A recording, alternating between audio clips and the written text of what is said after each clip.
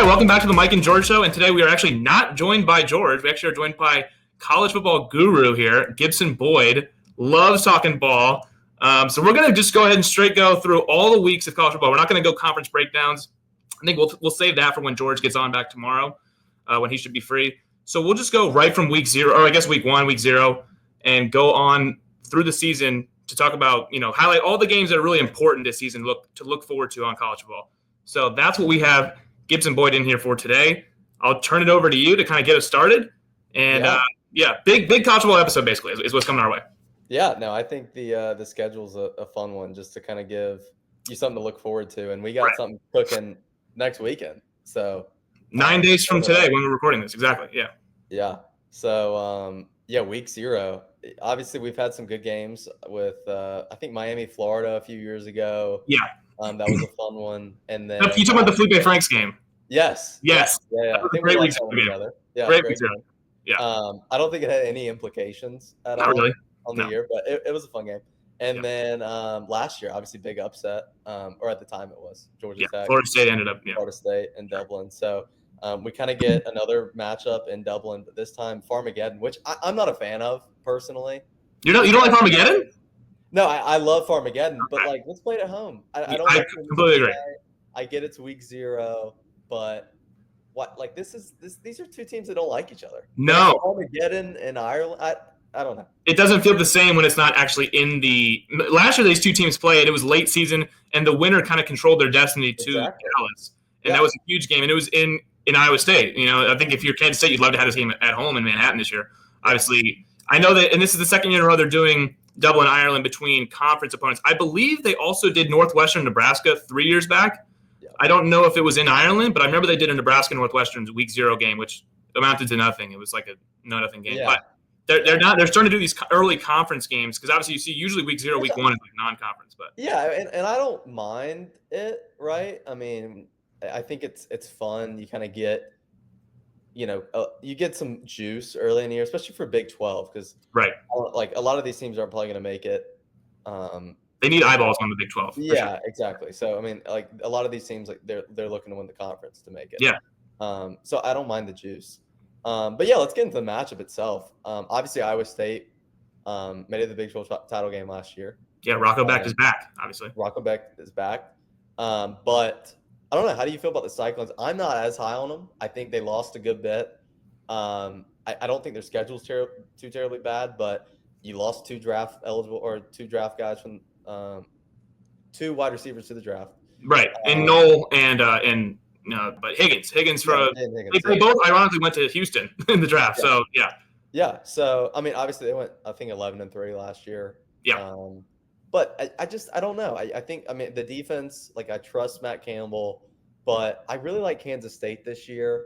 Yeah. I liked them last year as well, and they kind of disappointed me. Yeah, demonstrated. I think they're on that top tier of the Big 12, and I think this is a game that if they can win, you look at that schedule and you're like, you can see this team possibly making the Big 12 championship, maybe make the playoff.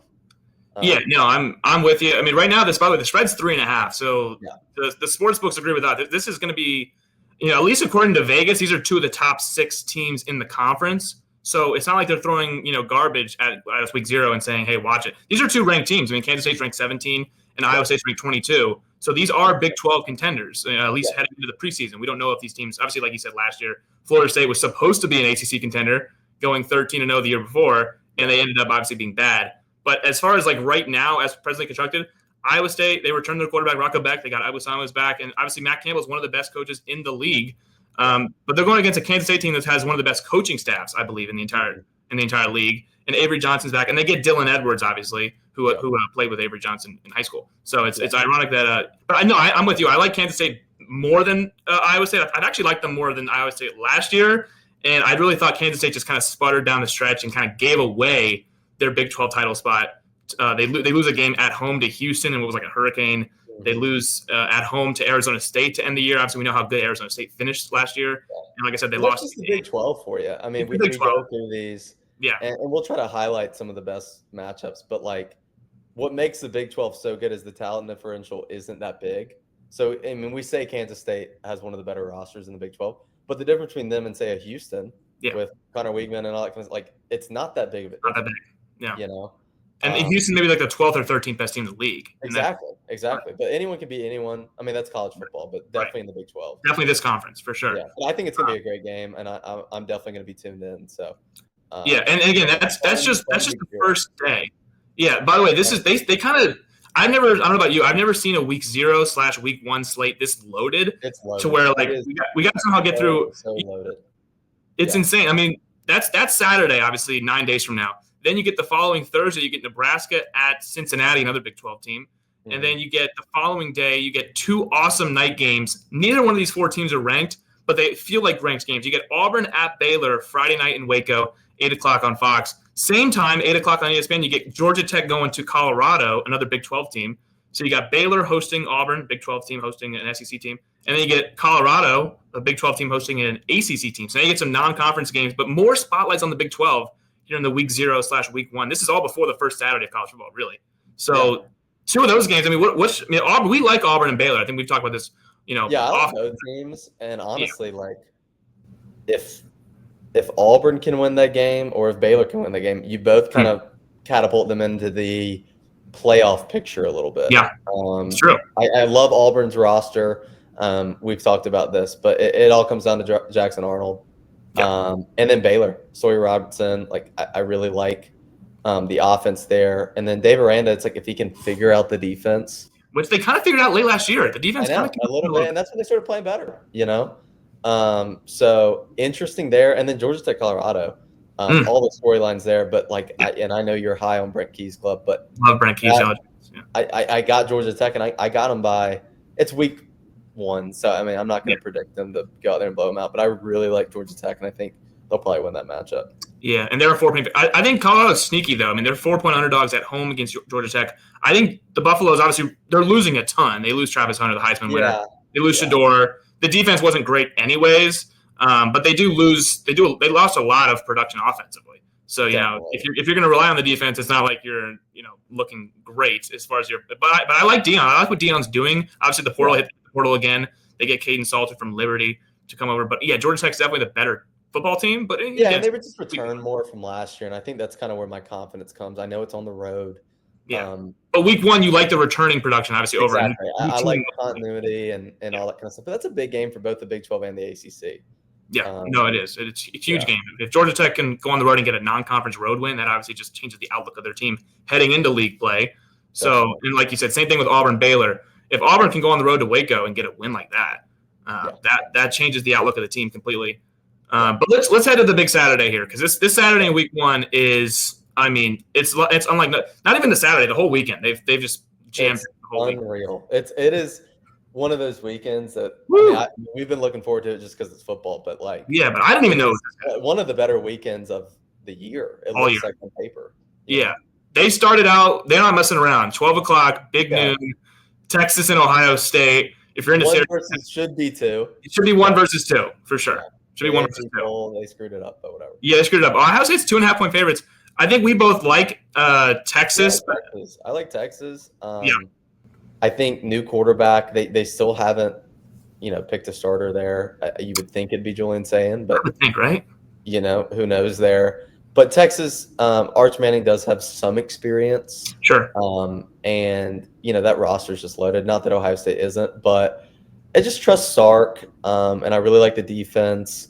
I think it'll be a tough game. I mean, this here and there. I just think with all that Ohio State kind of has to replace. On defense, especially, it's crazy. Yeah, on defense, that D-line especially. They have the talent, but might take a little bit to kind of get going. So, that's going to be a fun one, though, nonetheless. It's going to be a fun one. It's interesting because, obviously Texas loses their best guy in Calvin Banks on the line of scrimmage. Yeah, the O-line, and interior D-line, too. They lost some guys, replacing them with pretty good transfers, too. But it just takes time to gel, so it'll be interesting to see how that works. But Ohio State, like you mentioned, they had to replace the whole D-line. I mean, these are guys – and not just the whole Sawyer, D-line. Captain Jack Sawyer, for sure. JT Tuimoloau.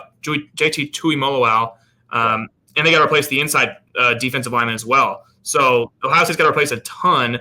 Caleb Downs is back. That's nice, but it's a safety. Yeah, and Ohio State, they probably have the 2 best players in football. For sure. In Downs and in Jeremiah Smith, for sure. No doubt. Yeah. But Texas overall probably has a little bit more depth. Yeah, 100%. And then another interesting game, not a ranked, but Alabama at Florida State. Obviously, Florida State coming off a terrible year. Yeah. One of the worst underperformances we've ever seen, probably. Can't be much worse. Yeah. But that's an interesting matchup. I'm high on Bama this year. I love the roster. Ty Simpson obviously is a question mark there. But if he's competent, right? Oh, yeah.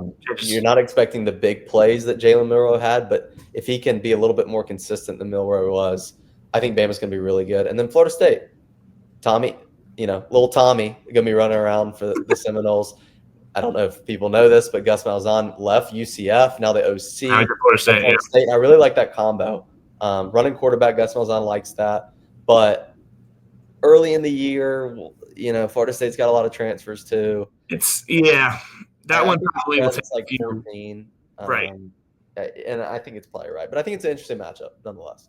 No, it's interesting. You mentioned Ty Simpson. I think that, probably not as high of a ceiling as a Milroe, but maybe, Milroe made a lot of mistakes last year. And a few of those games they lost to Vanderbilt and to Oklahoma. Yeah. And Simpson's athletic, Simpson's athletic. If he can cut on the mistakes, I think I don't know if it was Ryan Grubb. Someone mentioned this at Alabama. It's like, well, why did Ty Simpson win the job? And they said, well, he didn't throw any picks. And that's kind of, if you're Alabama, you have such a good roster, you want to just cut down on the mistakes because the turnovers is what killed them last year. That Oklahoma game, they win that game if they, just don't turn the ball over, basically. Yeah. So, and you just mentioned a big part of my confidence in Bama is Ryan Grubb coming back from the Seahawks, back with Kalen DeBoer. I think it's gonna be a big, big plus for them this year, and I'm excited about the Crimson Tide. But moving into the next one, night session, man. Yeah, this one obviously we're excited for. We're both Clemson for obvious LSU, Clemson. Huge matchup. I'm high on both of these teams. Yes, you are. Yep. Yeah, I honestly I think I'm higher on LSU. Maybe not in this game necessarily. Sure. Kind of the same deal. Have some transfers, but that roster, man, they did a great job. That wide receiver group is really, really good. And Nussmeier, obviously, and that defense was not good last year. No sugarcoating it. And Harold Perkins back to where he started his college career at, which is just a pass rusher. They moved him around a little bit. Now he's back to. So you're hoping that defense can be better than it was last year, obviously. Yeah, and they infused a bunch of talent. DJ Pickett, freshman, cornerback safety. I think he's like 6'6". It's crazy. He's a freak. Tall, they have freaks on the defense. Patrick Payton. So it'll be interesting. I think it once again will just take time to kind of gel. And Clemson, kind of like we talked about with Georgia Tech, they're returning all that talent. Yeah. And I just think it gives them an advantage in this one, obviously it being at home. And the one thing I worry about LSU is that O-line lost a ton. It did. And from practice reports, it's been a struggle. So will be an interesting thing to follow because obviously Clemson's got a great D-line on paper. So if they can run the ball and hit a few big plays and their defense gets a few stops. I mean, LSU, they can absolutely win that game. So for sure. I mean, no, this is as close a game. If it was a neutral site game, I think we would literally be talking about this as a pick 'em.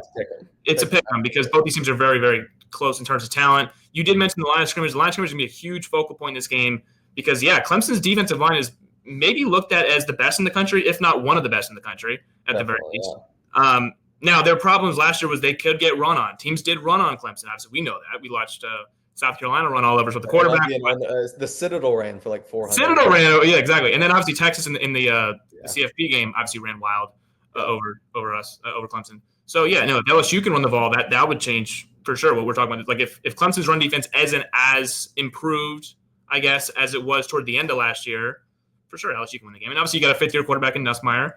They got receivers everywhere. But, the O-line, if LSU does lose this game, it could be that Clemson's D-line just overwhelmed them up front, which is probably, I think, what most experts expect to happen. Like Clemson's D-line is awesome, at least on paper. Now you got to go out and do it. But they got TJ Parker, they got Peter Woods, and you bring in Tom Allen, who just knows a thing or two about, having NFL pass rushers and NFL studs everyone on the defense side of the ball, which Clemson does have. And you get year 2 Sammy Brown at linebacker. So it's not going to be – you're going to have a freshman linebacker kind of running around figuring out what's going on in coverage.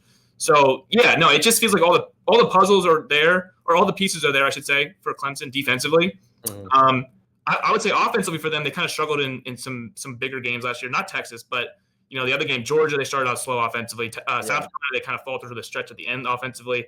SMU, they kind of limped to the finish line, in that game. But, can they – and again, like you said, the LSU defense has to be better than last year. It's kind of by default. They have to be better than last year on defense. But, can Clemson's offense in these big games, now with these receivers all back, all the receivers are back. They had another year. I think that's another thing that year in the system, touched on is that they were great last year as freshmen, but guys like Brian Wesco, like a year added 15 pounds in the offseason. Yeah. It makes a big difference. Huge. And we saw the jump that Klubnik made from the year before to last year. Right. First year with Riley, second year with Riley. Exactly. So, there's plenty to be positive about, but I think for both teams, like, as long as one team doesn't blow the other out, which I just don't think is going to happen, it's a wide open door. I have both of these teams making the playoff. So, sure. Yeah. Oh, yeah.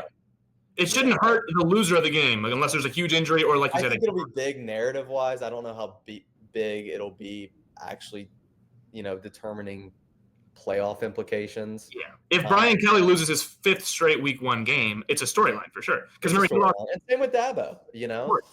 You have all this preseason hype and stuff. So, I don't want to stick too much on Clemson, and they obviously have some games later that we'll talk about too. But yeah, huge game there. But the next day too, South Carolina, Virginia Tech. 2 games on Sunday. Yeah. Yeah. So this is in Atlanta. Yep. I really like South Carolina in this one. I just don't love Virginia Tech. I think Pry will probably be on the hot seat by the end of the year. If not, he's not already. I win this game. South Carolina in that one. Another top 10 matchup though, Notre Dame, Miami. Another top 10 matchup. We're kind of different views here, I think, right? Yeah, look, this one is obviously not a neutral site game. This is in Hard Rock. The last time Notre Dame came down here, they got blown out. They got punched in the mouth. We don't even know who the starting quarterback is for Notre Dame, do we? And I just got some word that it might not be who we think it was. So might not be CJ Carr then. Might not be CJ Carr. So we'll see. It's just rumors, but it'll be interesting. And this is a game like Notre Dame, obviously, I think might have one of the better rosters. Sure. But it's just a quarterback. It's kind of like Bama, right? Great roster coming back. Obviously, they can run it with Jeremiah Love. But Miami being at home, Carson Beck been in these type of games. Yeah. And I really like the line of scrimmage from Miami this year. I think they got a new defense coordinator from Minnesota. I think that's going to help a lot. I think that offense takes a step back a little bit. Yeah. Obviously, they got to return a bunch of production they have to replace a lot of production at wide Restrepo, Martinez, and all those other guys. For sure. But I just think the line of scrimmage is going to be really good, and they'll be able to match up with Notre Dame. And with it being at home, early, young quarterback for Notre Dame, I give Miami the edge here. Okay. I could totally see that. This is what Mario Cristobal wants to do, really. This is his bread and butter. Establish the line of scrimmages, especially against a team with a brand new quarterback. Now, both of these teams have quarterback turnover, but like you said, Miami, Carson Beck's been in big games before. He's played in SEC championships. He could have got his chance against Notre Dame, ironically enough, in the quarterfinal last year. Not for the shoulder. And they say it's good.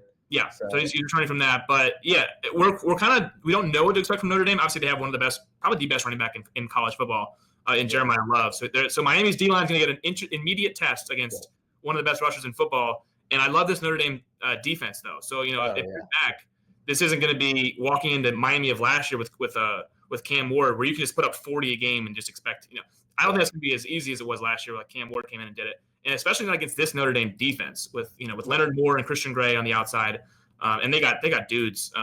As far as Marcus Freeman's doing a heck of a job there at Notre Dame. He's building a hell of a program. So it's gonna be a great one. And then that's a coin flip. I'm gonna go Notre Dame, but honestly, I could see it going either way. I think it's a flip. It's flip the coin. If it's a neutral side, I probably pick Notre Dame. If it's at home, I pick Notre Dame, but with it being Miami, Yeah, and we'll talk about Notre Dame again next week because they face A&M right after this. So they got Miami. Exactly, and we'll get into that. But on Monday, another fun one. TCU, UNC, Bill Belichick.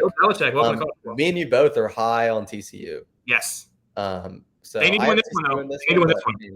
It's going to be live. It's going to be live at Chapel Hill. UNC. Oh, yeah.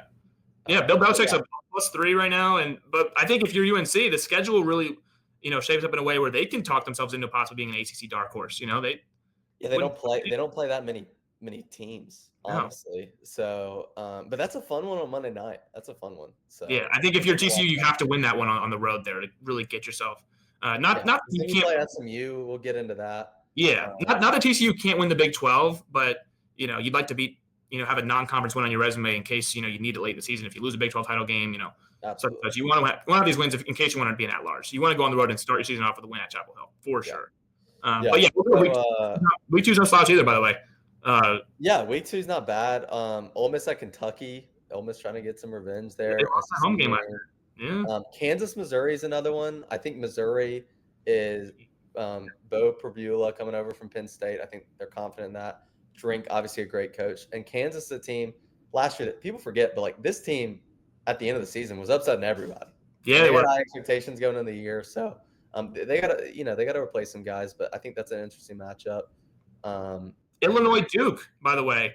Illinois is like the darling of the Big Ten right now. Yeah. Winning 10 games last year. Duke gets a new quarterback, Darian Mensah. I don't know if you know this, but Duke won 9 games last year. They were 9-3. So it did. Yeah. And they didn't play a ton, and they should have beat SMU. Should have been SMU. They should have won 10 games with poor quarterback play. Yes. Yeah. And Darian Mensah coming over from Tulane, getting a bag from the Blue Devils. But yeah, that's a fun one. It's just, both teams need it.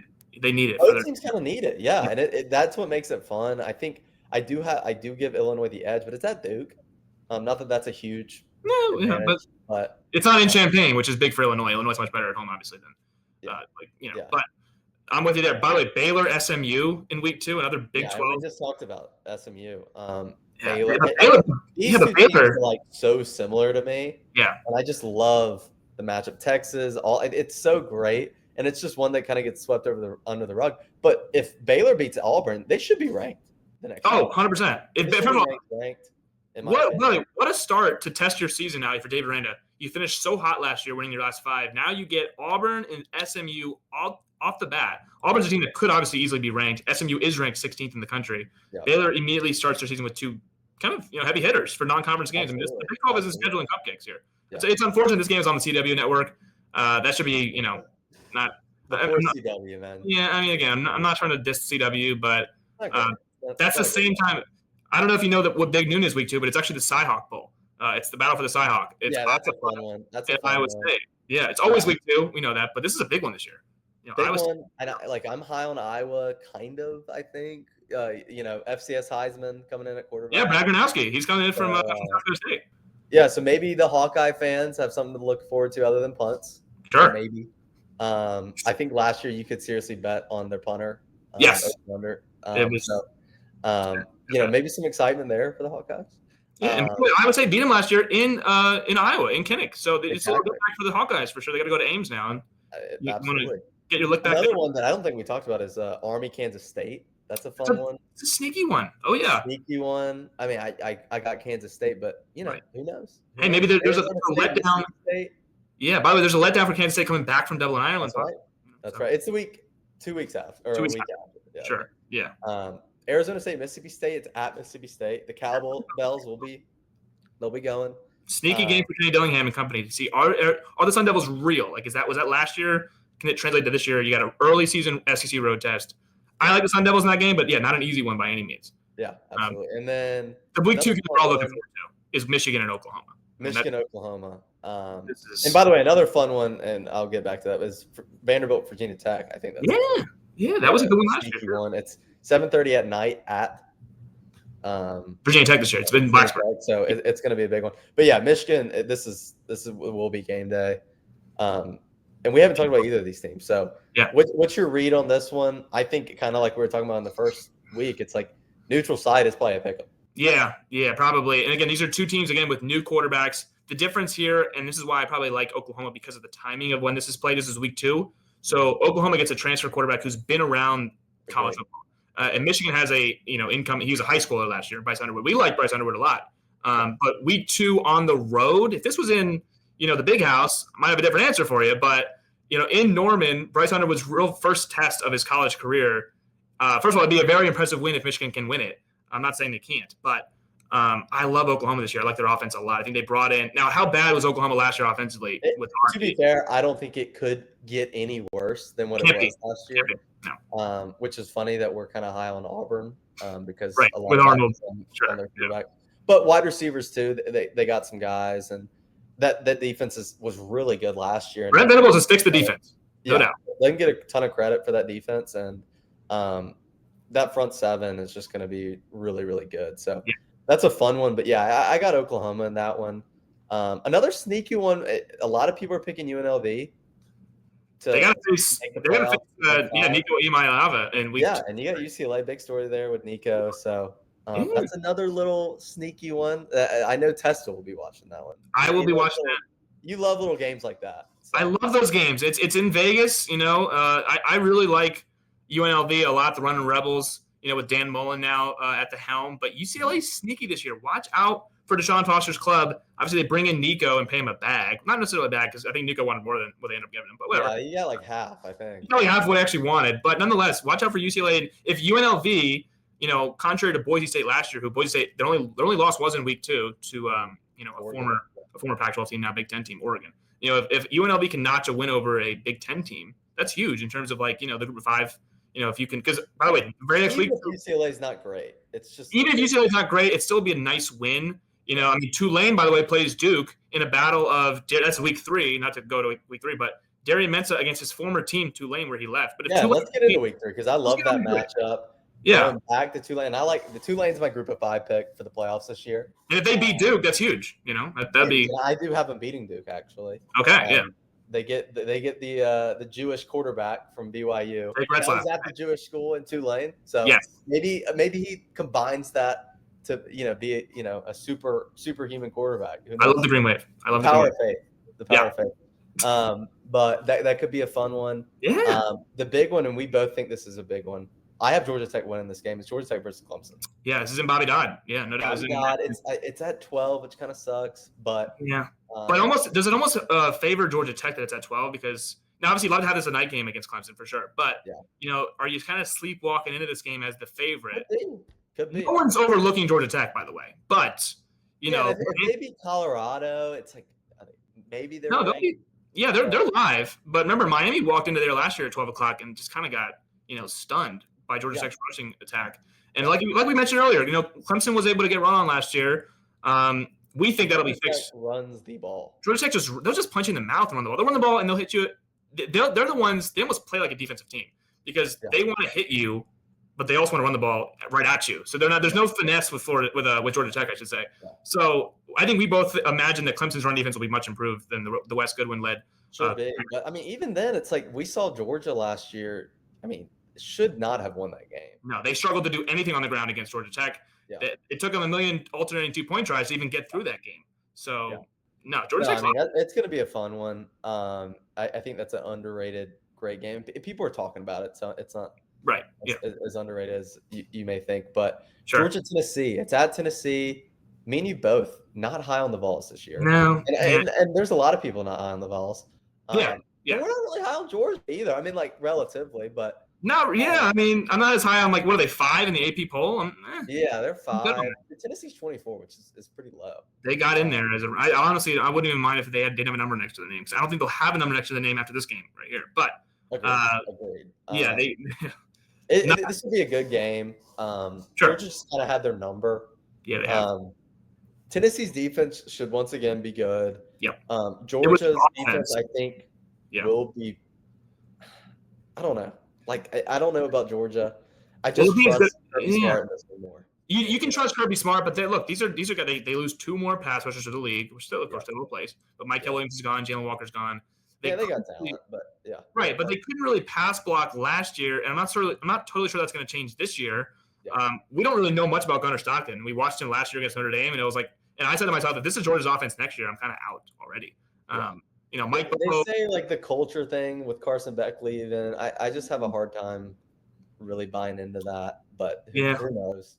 You're not a big Mike Bobo fan, and I think this will be. I actually hate Mike Bobo. I think the only reason he has a job at Georgia is because him and Kirby are friends, and I don't want to see Kirby fall into the same thing. Well, I would love to. I'm not a Georgia fan, right? But I think Kirby's kind of fallen into that same mindset the Dabo got, which is hire your friends. Yeah, your friends are coordinators. Yeah, they have so much talent.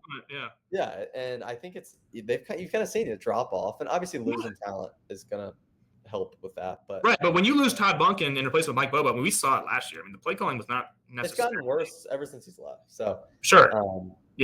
But that's a great game. I've give Georgia the edge there, but that's going to be a rocky top. Rocky top. You know? Yeah. But by the way, the nightcap in week 3, we've got 2 games on at the same time. But don't forget 3:30 Pittsburgh, West Virginia. I was going to mention the backyard brawl. I didn't know if you wanted to go to Morgantown or not, but I mean, do just because I think it's an underratedly great rivalry. It's a great rivalry. We don't have to get into the game at all, but that's a fun one, and we like Pittsburgh this year. Yeah, I don't like West Virginia. I'm just going to keep it real. I'm sorry, Rich Rodriguez fans. You're going to come at me. I don't love West Virginia this year. Back in West Virginia, I think they're going to have I think they're going to get a big one. I don't think this is a big one necessarily. I do have West Virginia winning the game actually. Really? But, you do? Yeah, I think later in the year they're going to upset someone. Okay. I'm going to call my shot now. I don't know who it'll be. They play Texas Tech. We'll get into that week 12 or last week of the season. Right. They could spoil some Big 12 dreams. Yeah, sure. I think they'll just beat one, and you'll be like, damn, how did that? I mean, look, by the way, the odds agree with you. Pitt's only -2. So, they're live. I guess West Virginia's live. I just don't. I mean, I like Eli Holstein a lot, really. I mean, I like Pitt. So I'm not, absolutely. But yeah, let's get into the good ones. Woo, these night games. Yeah, Texas A&M, Notre Dame, man. They played last year in week 1. They get them week 2. Texas A&M. I'm slowly getting closer and closer. Mike Elko, come on, let's rope him in. Mike Elko. I just think they might be a year away. I don't know if Marcel Reed's necessarily the answer to get him in a national championship contender. Maybe not yet. He was a freshman last year. Not yet, but I think they'll have a great identity. I think they'll run the ball. They'll run the ball. Defense. And I think that this game itself is just going to be like, who's going to punch the other person in the mouth harder? Yeah, exactly.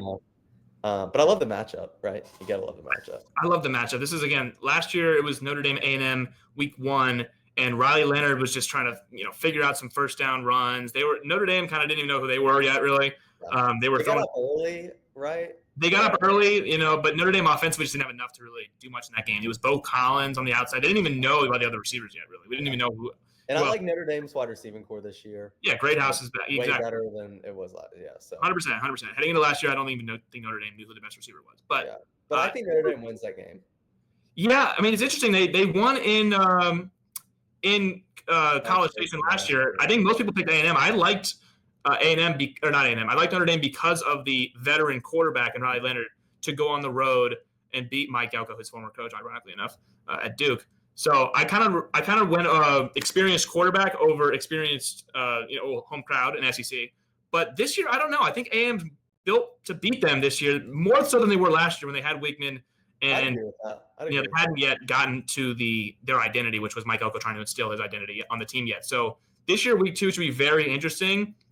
I probably would give the slight edge to Notre Dame, but I think A&M's live in that game. I think A&M can win that game. They're a touchdown underdog, and I think they're live. I think they really could win the game. And I feel that. It's just like in these early games, and you see it all the time, like the away team will win.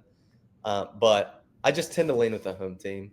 Sure. And I think it's a pretty even matchup. So, but the game that I love, and I think this is just one of the better rivalries in the sport, and people don't talk about it enough, is LSU Florida, man. These games never disappoint. They never disappoint, these games. They never disappoint. From the shoe thrown to ruin Florida's playoff. Goal line stand to clinch an SEC title berth for Florida. Then you had the 2019 game when Burrow. Oh, that was a fun one. It wasn't that close score-wise, but that was Kyle Trask and Burrow. Yeah, it was closer than the score indicated because I think Florida really did test that 2019 LSU team. They did. And that was in Tiger Stadium. This game is in Tiger Stadium again at night, 7:30 ABC. This is going to be electric. We're going to find right out if obviously we have LSU against Clemson week 1, so we'll know right away what LSU is like. But Florida, this is their first real test against a team. Florida stretch this next 3 weeks is just nuts. It's absolutely nuts. But Florida finished the year last year. Remember, they played LSU at home last year in the Swamp later in the season as Florida was kind of upward trajectory and LSU was kind of on the downward trajectory. But this year they get the first conference game for both squads is right here in week 3 at Tiger Stadium in the Bayou. So this is going to be very, very fun. I don't even know who's going to win this game. I mean, 2 screens going. It's going to be a fun one. Yeah, get both screens exactly up. Yeah, we got Notre Dame. Maybe my phone playing Duke Tulane. Yeah, what? Yeah, heck yeah. I mean, yeah, we'll get Duke Tulane. That's right. It's 8 o'clock as well. The Georgia Tech game. Yeah, maybe throw on some Utah, Wyoming, and Laramie if you're really into that kind of thing. You're big, so that's your shot there. You love Utah, but it's tough to win at night in Laramie. Ask anyone that goes there. But man, I love those 2 games at 7:30. I would default to the home team on both of those with Notre Dame and LSU. But man, I think Florida's live to win that game in the Bayou, and I think I have that as a two playoff teams. So sure, 100%. I think all 4 of these teams could look at themselves as playoff teams right now. We'll see how it transpires, but all 4 of these teams are top 19 teams. And going into Florida's next game next week is Florida Miami. Yeah, Florida Miami. Like, what are we doing? Schedule like Billy Napier. I mean, the poor guy. Poor guy is just his job's on the line, and they just gave him an absolutely. Yeah. Does he know that he still has to make the playoff after playing all these playoff teams anyways? I mean, it's brutal. But man, all these games. So I'm just gonna. Should we just list them? Yeah, let me just go. Yeah, So we got this week is so good. Florida, Miami. Okay, that's a great game. Insane game. Might be game day, even though they don't like going to Miami really. But Florida for me plays 3 straight playoff teams for me. Just ridiculous. That's silly. And I still haven't making the playoff, by the way. Yeah, which means you think that they're live to beat these teams anyways. So it wouldn't even matter at that point. So that's a really fun one. We've talked about both teams, so we don't have to necessarily get into. But DJ Lackway, man, he's just so much fun. So much fun to watch. I'm so excited for this. Good at the end of the year last year, was getting better. Miami spanked them last year, but they did in the swamp. So now exactly. And then this is a fun one. Arizona State at Baylor. These are 2 big games we like a lot. Yeah, huge there. Illinois at Indiana is another one. It's a sneaky one. If you're in the Big Ten darlings, one of these teams, whoever wins it at least, can I think they're kind of like. I don't have either team kind of go doing anything this year. Yeah, but they were similar in terms of last year. They kind of stuck up on everybody, and they both won 10 games. So, I think this is one. It's if you want to be that team once again, you have to win this one. Got to win this game. Yep, no doubt. Missouri, South Carolina. I do have South Carolina losing this game. Sneaky game in Columbia. Yeah, not the Drake always tends to win. The game last year was incredible. Insane game last year in Williams-Brice. So at home, just watch out. Another fun one: SMU, TCU. SMU against another Big 12 team. So they're just another Texas matchup. I love the SMU schedule, man. They're playing some good in-state teams on conference. There's not a lot of Texas teams in the ACC, so might as well schedule some Texas teams out of conference, I guess. Right? Exactly. That's going to be a fun one. SMU, obviously returning Kevin Jennings, but they lost a lot. They did. We don't want to talk about it. It's kind of a tougher schedule than last year too. Much tougher schedule than last year for sure. But Josh Hoover, obviously great for TCU. We don't have to get into it, but it's going to be a good game. And we're talking about it today. This could be probably game day. Almost. Could be game day. Well, I guess they might already gone to Oklahoma against Michigan, so maybe they don't go. True. So there's another game under here that we could talk about, but Auburn at Oklahoma. Ooh, huge game for both teams. Massive game for both teams. I mean, if Oklahoma beats Michigan and then comes right back and beats watch out. Yeah, Mateer might have some Heisman talk, and they might be top 10 at this point. And Jackson Arnold back in Oklahoma, right. Storylines there. It's gonna be fun. This is a team that Tulane Ole Miss is gonna be a heck of a fun game. Tulane and Ole Miss played 2 years ago with Dart, and this was in Tulane, and Tulane almost got him. With Dart. I think Dart hit the game-winning touchdown pass a minute left to escape Tulane for Lane Kiffin, but now they get him in the Grove in Oxford. So, Tulane. Like Tulane's schedule is Northwestern, Duke, and Ole Miss. So they're scheduling out of conference teams like it's nothing. So and I think they win 2 of them. So if they do, they're in a good spot. Texas Tech, Utah. Utah is my pick to win the Big 12, and Texas Tech is my pick. So huge game. Huge game. In Salt Lake, no doubt. Exactly. In Salt Lake and Utah. I like Utah in this one. You might go the other way. I think I like Utah in that game too. I think. It's just tough to win there, man. It's tough to win in Salt Lake. Now the times aren't out for these games yet. After week 3, we don't know the times yet. If it's a night game in Utah, I think we both agree it's tough to win in Salt Lake, no doubt. Kyle Whittingham has kind of retooled the roster, and they get Devin Dampier from New Mexico. They've retooled the roster, as has Texas Tech. So this is, like we said, with the portal additions that the Texas Tech Red Raiders have made, how early does that transpire into wins? And this is obviously the first conference game for both teams. So we're going to see right off the bat. And this is, like we said, this is the same week as Arizona State Baylor, 2 other heavy hitters in the Big 12. So we're going to know about the Big 12. The Big 12 constantly. The SEC pumps out great matchups every week. The Big 12. Big 12 just giving us awesome. They're giving us banger after banger after banger every week. Right after that, you got TCU, Arizona State. That's what I'm saying. It's like, hey, keep them coming at them. I mean, the Big 12. So that'll be a fun one. Now this is one I want to put on upset watch right now is Ohio State, Washington. Yes. I know you're high on Washington. Yeah. I'm high on them as well. I think this one, Washington does not lose at home. No, they don't. Say it all the time. Even when they're bad, they don't lose at home. They don't lose at home.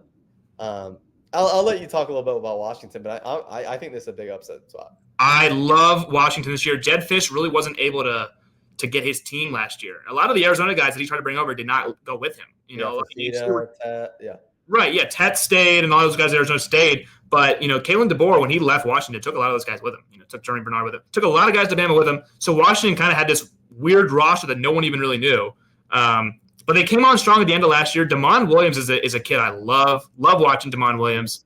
Yeah. He was really fun last year. I'm not so sure how good he is, but he was really fun. But even like we said, Washington wasn't particularly good last year, and they still won 6-0 at home. So take that into consideration. Washington, who was not particularly good, still went undefeated at home. And this year, their home schedule consists of Oregon, who they've beaten. They've gotten their number, and it's not different guys, obviously different coaching staff. But they get Oregon at home, and they get Ohio State at home in this matchup right here. So. And like we said, Ohio State's losing a bunch of guys. So this is not like a team you can just walk into Seattle and win. This is one of the loudest environments in college football, period. Yeah, and still in September, too. When Washington is rolling and Washington's good, this place is almost impossible to win in. Yeah. We saw just 2 years ago with Penix and Roma Dunze and all those other guys, Dylan McMillan. It's just tough to win there. Yeah. And I think Washington can get back to a little bit of Oregon and Dan Lanning. Yeah. That's Oregon and Dan Lanning with Bo Nix, with a fifth-year senior quarterback in Bo Nix. This is not that. This is Julian Sayin in his first real season of starting football. Yeah. So it's not going to be an easy task for Ohio State. I'm not sure they lose the game, but this is. Yeah, I don't have them losing, but I just think it's. This is going to be tough. This is one of those where Ohio State survives in Seattle. Just off of sheer talent because they still got Jeremiah Smith and all these other guys. But Washington's coming. They're if they win this game, whoa, watch out, Big Ten. Yeah. 100%. And you got more. I mean, another just had some great games is LSU Ole Miss. The past two have been fantastic. This is a big one. I think Ole Miss kind of needs to win this game. They do need to win this game. They should have won the game last year, for being honest. They should have won the game. I don't know how. They never trailed in a second of that game. Yeah. Never won regulation. Until overtime, of course, Yeah. But that's a great one. And then team we haven't talked about yet, USC at Illinois. USC is in my playoff. You love USC this year. You love Lincoln Riley. I love Lincoln Riley this year. They had a tough year last year. I think they're trying to change their identity a little bit, try to be a little bit more defensive focused. I don't think it worked well last year, but I think it takes some time. Right? Sure. Like we talked about with a lot of these teams, it kind of takes time to gel. I think this is one of those scenarios you give it a year. I really like the wide receivers. We like any quarterback in Lincoln Riley. Jade Mayava. Yeah, it's almost like do you like Jade Mayava or do you just love Lincoln Riley? I think it's probably the latter. I think it's a little bit of both. Yeah, I mean, a little bit of both. Probably more Lincoln Riley, right? Yeah, but I think the defense is going to be really improved. And they the USC is a team that lost 5 games last year where they led in the fourth quarter. Yeah, they flip those around. Just reverse it, and you're looking at a playoff team. And those things usually even out. My worry would be, and I'm interested to hear your point on this. The time zone when they traveled away from the Coliseum. That's a great point. I don't know about you. I was constantly hitting that last year. Yeah, I mean, look, when the weather gets cold and USC's they got to go to South Bend this year. They got to go late season to Oregon. They get Iowa. They got to go at Nebraska and Lincoln when it starts to get a little cold in November. Yeah. So they got to face these teams. I'm worried when the time zone is different from Pacific time zone and Lincoln Riley against these smash mouth big football teams. How will that translate? I know they want to change the identity a little bit, but I'm not so sure. Are they there yet to where we can trust Lincoln Riley and Jada Mayava and this nice team for sure? Not a lot of talented players, but can we just trust them to go on the road and beat these physical Big Ten teams? I'm not so sure that that's the case. But you like USC. That's my worry too. I just trust the talent, and I think, and we'll highlight them when we get there. But there's 3 games. It's Michigan, Illinois, Nebraska. If they can win those games, they're sitting in a good spot, and I think they can beat any of those teams. So moving on. I think Auburn at A&M is a great game. Ooh. Oh my gosh! And we don't it's just that. We like Auburn. It's just tough to win in College Station, but man, that's a huge game. Like we said, if Auburn can beat Oklahoma and beat Baylor, then they're obviously that's a huge game. It's a huge game. So it's unfortunate all these teams. It's unfortunate for Auburn. They're playing at Baylor, at Oklahoma, and now at Texas. all in the first 5 weeks of playing 3 tough road games. So this is not an easy. That, I think after the past Georgia, obviously they play Bama at the end of the year. It's kind of a little easy. They get a very weak schedule in the middle toward the end of the year for sure. Yeah. Indiana, Iowa is a big one. Big Ten. Huge one. Yeah. We like Iowa a lot, but Kirk Cincinnati is obviously, didn't lose any team last year besides obviously Notre Dame and Ohio State. So he was able to take care of the teams he was supposed to beat. Absolutely. But winning in Iowa is no joke. It's very tough. Yeah. So they didn't have any of those last year. Where it's like, no, none of these roadblock games. But yeah. I think another fun one, Louisville at Pittsburgh. Yeah. I think that's a fun one. Yeah, they get Miller Moss. I think we both are high on Louisville, but winning at Pitt, again, no easy task with Pat Narduzzi. There's some of these games this week. We got Notre Dame, Arkansas. The night games. Yeah, the night games in this week. Oh my God! I mean, like the fact that these are on at the same time once again. We have 2 back-to-back weeks. Kills me. Yeah. Yeah, Oregon at Penn State, whiteout at night. It's a confirmed whiteout, by the way. This morning. And unfortunately, I might not be able to just put my full attention on all of it. Yeah, Alabama, Georgia, the best game really of the past 5 half decade. Yeah. I mean, it's just like it's been the game. These are the kings of the SEC. These 2 teams right here. Yeah. These are the 2 titans of the SEC, and now you get it in Athens for the first time in a while. 2012 or something like that. Yeah, last time since like that. Aaron. Yeah, Aaron Murray and those boys were there. So this is a big one. I think it was 2014 maybe. Okay, 2014, but it's either way. It's been over a decade since Ramsey that year or something. Okay, yeah, exactly. Todd Gurley, I believe, was. That should be right. Yeah, he might have been like third or something. Anyways, yes, that probably was it. Bama, Georgia in Athens is huge because I think we're a little bit lower on. Well, whoever loses this game, there's like you said, same thing as LSU Clemson. There's gonna be some storylines. Whoever loses this game, if Kirby again loses to Alabama, there's gonna be some talk again. It's like, okay, well, Bama's got him again, and they got him last year at home. They got him in the SEC title game. When Georgia was number 1 and had won 29 in a row, whatever it was. Mm-hmm. So that would be 3 in a row that Bama's gotten Georgia. And this one is in Athens. Georgia's a 4-point favorite at the moment. But you're very high on Bama. I think I have Bama going in Athens and winning this game. I just can't trust Georgia right now. I can't trust Georgia offensively. I'm sorry. And it's probably just a really dumb idea just to like fade Kirby Smart. But I just don't love the Rock. Like it's talented, but like it just doesn't compare. It's not great, though. In terms of other Georgia rosters, it's not great, though. You just look at it, you're like, I don't see, like, the 20 first-round picks I once did. No, not as much high-end talent. Yeah. I think Bama really does. Like, I think they have the high-end talent. So. And we've seen Kalen DeBoer, by the way, a big game coach. Like, Alabama. Exactly. Yeah, they lost some duds last year, but even Kalen DeBoer in Washington, they almost lost some duds. They almost lost to Stanford at home. They almost lost to Arizona at home. That was the year they went 12-0 with Michael Penix. But Kalen DeBoer in big games and big spots. He's a big game coach. So I don't not trust Bama in these big spots. I mean, I know they don't have Saban anymore, but I still think I would trust Kalen DeBoer in big spots a lot more than most other coaches. So yeah, and I want to get into Oregon, Penn State because we are we differ a good bit on. We differ on Oregon, no doubt. I'm not high on them. I say that like I mean I'm not like they're gonna. They're not gonna unranked. No, they're not gonna. Yeah. But yeah, I have a 9-3 this year, and I have them losing this game. I mean, we're both pretty high on Penn State, but yeah. Oregon, they got to replace Dylan Gabriel with Dante Moore, who the last time we saw him was not great. Wasn't great. I mean, and they lost a good bit on the defense too. I don't know who the hell they're going to throw the ball to. I like DeCarry Moore a lot. I'm freshman wide receiver, but like other than that, man, it seems like every day they got someone either out for the year, like Evan Stewart, or getting kicked off the team. Kicked off the team, yeah. Kicked off, yeah. Yeah, I don't know. And obviously Penn State at night, it's not overrated. It's a great atmosphere. It's overrated in terms of like how often they win in those games. They do lose a lot. They do lose a fair share of whiteout games. But I think this game's like I think Penn State's going to win it. And I think it'll be a big game for them. Yeah, but I wouldn't sleep on Oregon. I think Oregon's live. I really do.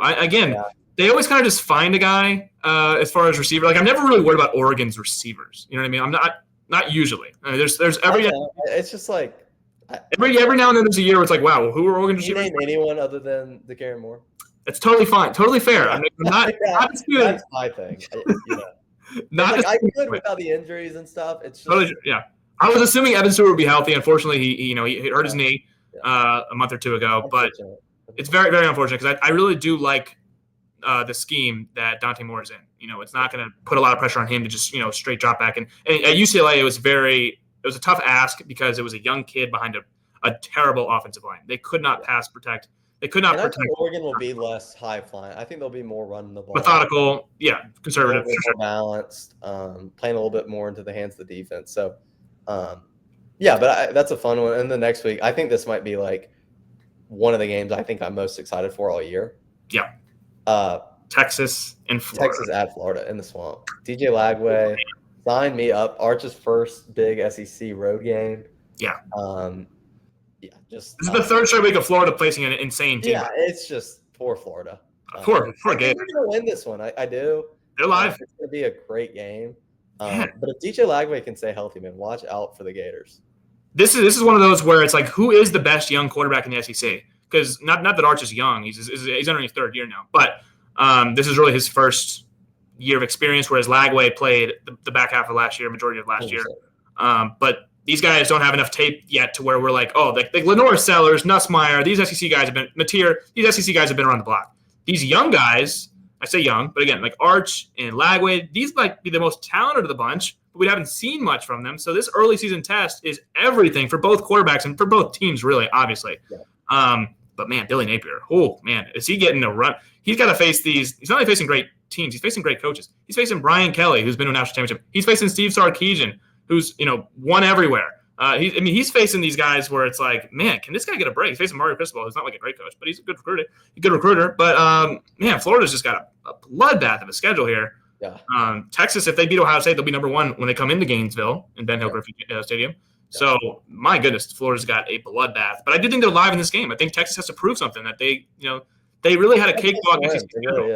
Yeah, Texas last year really didn't play anyone in the SEC. They played Georgia at home. They lost. But outside of that, they kind of were able to, beat A&M on the road. That was a big win. That was really their only big road win in the SEC, though, because they got most of the teams at home that they were, better than. So that's going to be a very interesting one, though.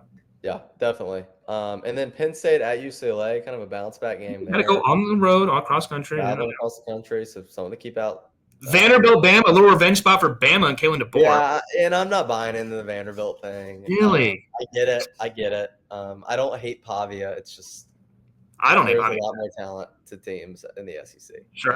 Kalen DeBoer, a little letdown spot at home, possibly again. You don't want to, back-to-back Yeah, games. no, absolutely. I mean, it's the same spot it was last year. Yeah, right after Georgia, right after the high. Yeah, right after the high, they're going to go right back to Vanderbilt. Yeah, so that's an interesting one. Clemson at Bill Belichick and Dabo Swinney, Bill Belichick on the same field on opposite sidelines. That'll be very fun.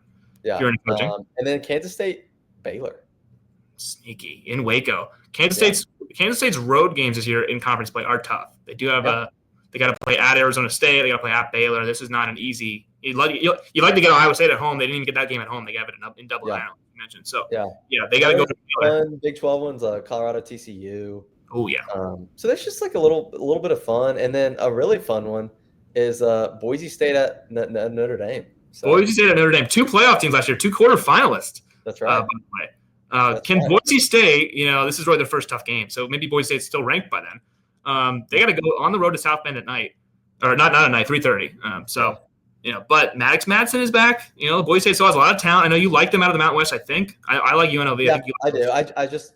I feel a little chalk picking them as a group of 5 again. And they probably have the best roster. But they do have the most talent. They are the favorites to win the Mountain West again. Yeah. But man, if they can go on the road and get it. Look, we saw Notre Dame lose to NIU last year. So you cannot just pencil in Notre Dame to beat any group of 5 team. And Boise State's probably the best of the bunch. Absolutely. So do not overlook any. They'll have the Fighting Irish's eye, and I think that'll be. Yeah, they're not overlooking them. No. That'll be a difference. But Boise's real for sure. All right, that's it for part 1 of episode 6 here. This is going to be a 2-parter here. We're going to be back with Gibson Boyd to talk about week 7 through the end of the season, week 14 through rivalry week. On part 2, we just dive into the entire college football season. So it was too long. We had to break it up into 2 episodes or into 2 parts of the episode. So episode 6, part 2 will be coming here shortly thereafter. Thanks for watching episode 6, part 1, as we dive into the first 6 week of a jam-packed, loaded college football slate. And we'll be back here with part 2 here coming up.